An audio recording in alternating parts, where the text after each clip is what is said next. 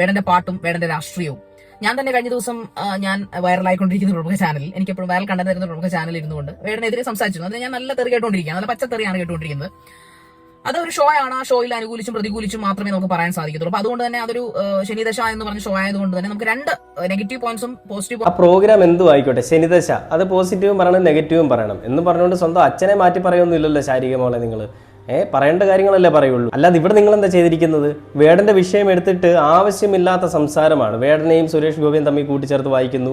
വേടൻ ഇങ്ങനെ ഒരു വ്യക്തിയാണ്, വേടന്റെ DNA വേടൻ അങ്ങനെ പറഞ്ഞു ഇങ്ങനെ പറഞ്ഞു എന്നൊക്കെ പറഞ്ഞുകൊണ്ട് മറ്റിടത്തെ സംസാരം. അങ്ങനത്തെ വർത്തമാനമൊക്കെ എന്തിനാണ്? ഒരാളെ അഭിമുഖത്തിന് വിളിക്കുമ്പോൾ അയാളെ വിളിച്ചിട്ട് മര്യാദയ്ക്ക് അയാളുടെ സംസാരിച്ചിട്ട് ആ കാര്യങ്ങൾ അവിടെ ക്ലോസ് ചെയ്തിട്ട് വിടേണ്ടതിന് അവിടെ ഒരു വിദ്വേഷം ഉണ്ടാക്കിക്കൊണ്ട് അല്ലെങ്കിൽ അവിടെ വലിയൊരു വിപ്ലവം ഉണ്ടാക്കിക്കൊണ്ട് ചാനലിൽ റീച്ച് ഉണ്ടാക്കാൻ നോക്കി അതിൽ കൂടി കയറി വരാൻ നോക്കുന്ന ഒരു ശാരീരിക ചേച്ചിയാണ് നമ്മളിവിടെ കാണുന്നത്.